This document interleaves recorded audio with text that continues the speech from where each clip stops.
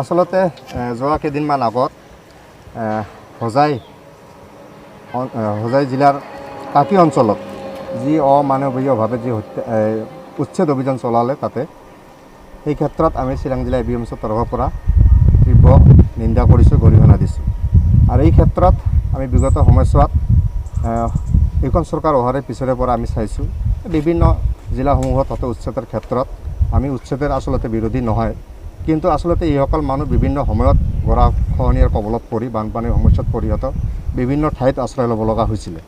যাৰ ফলস্বৰূপে মানুহখিনি হয়তো তাত আশ্ৰয় ল'ব লগা হৈছিল। এই ক্ষেত্ৰত হয়তো জিলা প্ৰশাসনৰ নেতৃত্বত তেওঁলোকক উচ্ছেদ কৰিলে। আৰু অন্ততঃ এই প্ৰতিকূল কৰোণা সংক্ৰমণৰ সময়ত যিহেতু গোটেই বিশ্বজুৰি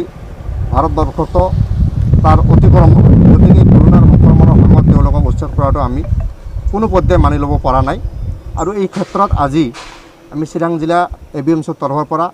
জিলা উপায়ুক্তৰ জৰিয়তে এখন স্মাৰক পত্ৰ আমি প্ৰদান কৰিছোঁ আৰু এই স্মাৰক পত্ৰখনে আমি মুখ্যমন্ত্ৰীলৈ প্ৰেৰণ কৰিছোঁ। এই ক্ষেত্ৰত আমি যাতে অনাগত দিনবোৰত আমাৰ যিখন চৰকাৰ ইতিমধ্যে আছে ৰাজ্য চৰকাৰখনৰ এইটোও আহ্বান জনাম, যিসকলক উচ্ছেদ কৰা হ'ল আৰু অনাগত দিনত যাতে তেনেকুৱা ধৰণৰ কাৰ্যৰ পৰা হয়তো চৰকাৰখন অলপ বিৰত থাকে আৰু যিসকলক উচ্ছেদ কৰিলে তেওঁলোকক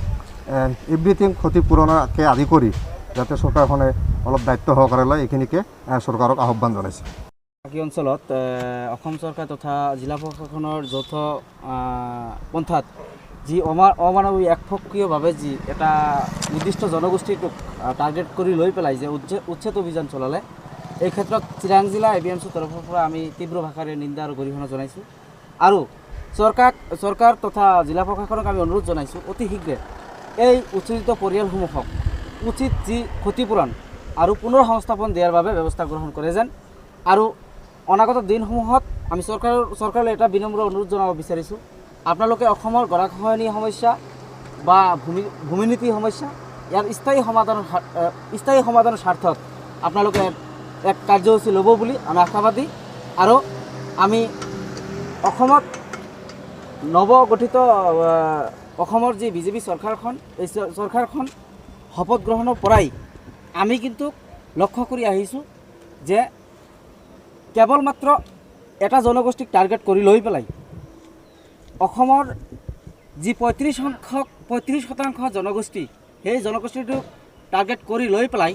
কোনো এক পক্ষক সান্তনা বা তুষ্টি কৰাৰ স্বাৰ্থত যি কৰ্মপন্থা হাতত লৈ আছে, এই উক্ত কাৰ্যপন্থাক আমি তীব্ৰ ভাষাৰে নিন্দা আৰু গৰিহণা জনাইছোঁ। আৰু আমি অসম চৰকাৰক ধিক্কাৰ জনাইছোঁ যে যাতে আপোনালোকে অনাগত দিনত এনেবোৰ কাৰ্যপন্থা হাতত নলৈ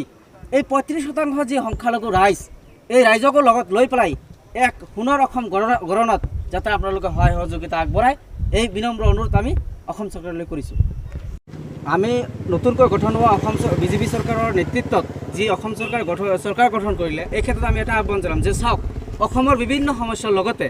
বানপানীয়ে গৰাখহনীয়া এক বৃহৎ আকাৰৰ অসমৰ এটা জাতীয় সমস্যা হৈ পৰিছে আজিৰ তাৰিখত। এই ক্ষেত্ৰত এক বৈজ্ঞানিক উন্নতমানৰ মানদণ্ডৰে যদি এই সমস্যাখনৰ সমাধানৰ ৰাস্তাটো নোলায় চৰকাৰখনে, তেনেহ'লে কিন্তু অনাগত দিনত বৰ এক বিশাল এক সমস্যাৰ সন্মুখীন হ'ব লাগিব অসমৰ ৰাইজে। গতিকে অসম চৰকাৰক তথা বিভাগীয় কৰ্তৃপক্ষক আমি অনুৰোধ জনাম যে বাৰিষাৰ দিন আৰু বেছি দিন নাই, ইতিমধ্যে বাৰিষা আহি গৈছে, ইতিমধ্যে কিন্তু অহাৰ লগে লগেই বিভিন্ন জিলাত কিন্তু ইতিমধ্যে প্লাবিত হৈ গ'ল। গতিকে অতি সোনকালে যদি এই ক্ষেত্ৰত যদি কোনো বিহিত ব্যৱস্থা গ্ৰহণ কৰা নহয়, তেনেহ'লে অনাগত দিনত আহিবলগীয়া দিনবোৰত